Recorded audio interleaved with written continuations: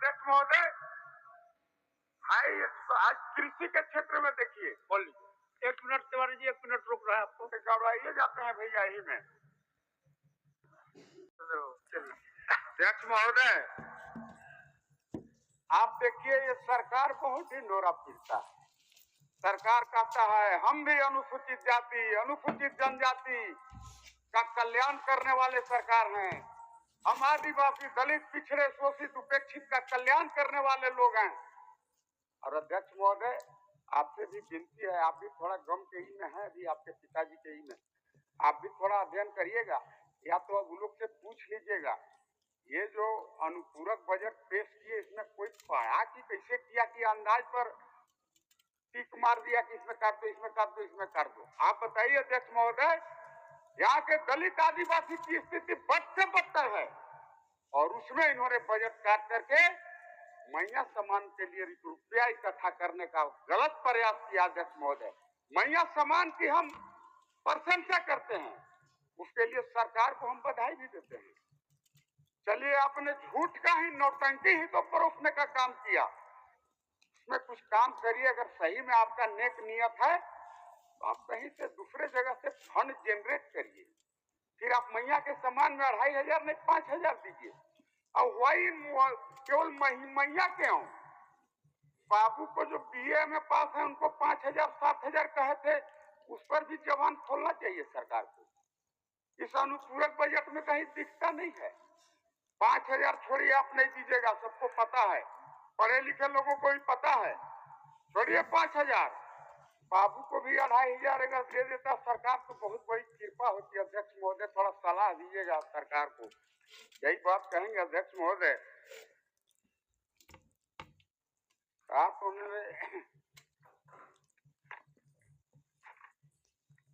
अध्यक्ष महोदय, आज सदन में कई माननीय सदस्यों ने एक बात की चर्चा की कि भाई मेरा 136 लाख करोड़ रुपया केंद्र सरकार के पास बाकी है।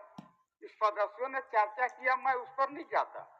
बहुत जगह होर्डिंग और फ्लेक्स पर भी ये लिखा हुआ है कि केंद्र सरकार के पास झारखंड का 1,36,000 करोड़ रुपया बकाया है। ये उसमें नहीं लिखते हैं कि ये 2005 से बकाया है। उस फ्लेक्स पर यह भी रिफ्लेक्ट होना चाहिए, यह भी प्रतिबिंबित होना चाहिए। यह पैसा 2005 से लेकर के 24 तक का पैसा है। वह कई टैक्स, चाहे जीएसटी हो या अन्य टैक्स, अन्य रॉयल्टी का वह पैसा है, और उसका सीधा आरोप आप केंद्र के वर्तमान की सरकार को लगा करके, हमें लगता है आप अपने काम से फल न झाड़ना चाहते हैं।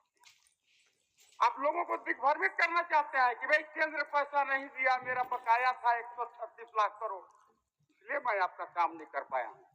अध्यक्ष महोदय, सच्चाई यह है, काफी झंझावट के बाद यह मामला सुप्रीम कोर्ट तक पहुंचा, और सुप्रीम कोर्ट के 9 जजों का बेंच, लार्जर बेंच में 8 जजों का राय आया। 8 के बदले 1 जजों का फैसला आया। यह 136 लाख करोड़ रुपया राज्य सरकार को 1/4/26 से दे है, वो भी 12 इंस्टॉलमेंट में दे है। बात इनको कहना चाहिए, इनका कोई ऐसा पैसा नहीं है कि राज्य सरकार केंद्र का पैसा डायरेक्ट कोई लूट के रख लिया। ये तो पुराना जमाना में ये गाना वाला बात हो जा रहा है। अध्यक्ष महोदय, थोड़ा 1 मिनट अध्यक्ष महोदय, एक आदमी थाना में रपट लिखाने गया, दरोगा बोला क्या हुआ बताओ, बोला दरोगा जी चोरी हो गई। क्या चोरी हुआ? लालका मत नजर आई अध्यक्ष महोदय, सब डॉक्टर साहब और इन बोल बोल के ले मारे। हो गया, अब कंक्लूड करिए। बोल लीजिए क्या चीज का चोरी हो गया? बोला वर्तमान झारखंड सरकार के चाल चरित्र, चेहरा उजागर हो गया, ये चोरी हो गया। ये कोई विषय नहीं है अध्यक्ष महोदय। इन्हें 136 लाख करोड़ का रोना रो करके लोगों को दिग्भ्रमित नहीं करनी चाहिए। अध्यक्ष महोदय, पलामू प्रमंडल से आते हैं तो आप थोड़ा जल्दी करिए। अभी लास्ट में दिक्कत हो जा रहा है, लास्ट समय में लोगों को समय देने में थोड़ा तकलीफ हो जाता है, वो लोग निराश हो जाते हैं, इसलिए तिवारी जी आप आग्रह है आपसे, आप काफी सीनियर मेंबर हैं। अध्यक्ष महोदय, पलामू प्रमंडल तो पूरा लूटखंड बना हुआ है, इसलिए हम कह रहे हैं सभी नियम कानून को ताक पर रख के वहां पर काम हो रहा है पूरे पलामू प्रमंडल में। आदरणीय शशि भूषण मेहता जी आज बैठे थे बालू को विषय को लेकर के। अब बालू एक गंभीर समस्या है अनडाउटली, और इसके अगर कारण में आप जाएंगे तो यह कोई समस्या अचानक नहीं आ गया, ये राज्य सरकार के ये स्ट्रेटेजी के तहत बालू के कृत्रिम समस्या को पैदा किया गया। आदरणीय हम लोग के नेता बाबूलाल मरांडी जी ने पिछले सत्र में भी कहा था कि भाई बालू को मुक्त करो। ये सरकार भी घोषणा करती है कि हम भी बालू फ्री में देंगे, लेकिन अध्यक्ष महोदय इस काला बाजारी के पीछे अगर आप जाएंगे, आप अगर हकीकत को जानेंगे तो उसका एकमात्र कारण है ये सरकार पिछले 5 वर्षों तक पलामू प्रमंडल के किसी नाली नदी नाले का न ऑक्शन किया, न अनुबंध किया, न टेंडर किया। मतलब ये सरकार चाहती थी कि बालू की काला बाजारी हो, और इनके कई मंत्री वहां दबंग मंत्री हुआ करते थे, मैं नाम नहीं लूंगा, बड़ी मुश्किल से जीत के आया हूं महोदय। नहीं 250 करोड़ खर्चा कर दिए थे जो 12 रुपया है तो लगा रहे हैं 250 करोड़ रुपया खर्चा कर दिया, हमको उससे मतलब नहीं है, हम कोई देखे नहीं है कि कर रहा है, लेकिन दुख इस बात का है आजकल वहीं जाके जिसको पैसा दिया है वोट नहीं दिया तो उसको मार रहे हैं। अध्यक्ष महोदय कम से कम उन लोगों का जान बचाइए। चलिए, परसों दिन की घटना है, 3 दिन पहले की, एक महिला मुखिया चलिए सुसाइड कर रहा है। अध्यक्ष महोदय थोड़ा गंभीर विषय सुन लिया जाए।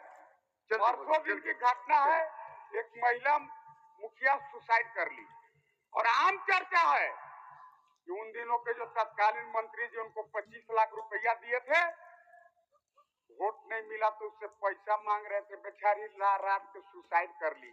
ये सब एटलीस्ट जांच का विषय है महोदय, इसको जांच कराइए। माननीय अध्यक्ष महोदय एक बात और माननीय सदस्य अध्यक्ष महोदय श्री उदय शंकर सिंह जी, माननीय सदस्य श्री उदय शंकर सिंह जी, हो गया एक मिनट सुन लीजिए ना अध्यक्ष महोदय, इतना हम तो इतना बीच में दूसरे बोल लेते आप बोल लीजिए। गढ़वा में आप चल के देखिए अध्यक्ष महोदय, सभी नियम कानून को ताक पर रख के सिर्फ पैसा को लूटने के लिए ट्रैफिक डेंसिटी को कैलकुलेट नहीं किया, रोड का एस्टीमेट पर आकलन ठीक से नहीं बनाया, और बड़े व्यापक पैमाने पर उसका घोटाला हो रहा है अध्यक्ष महोदय, और उसमें राज्य सरकार की संलिप्तता मैं इसलिए कह रहा हूं। आज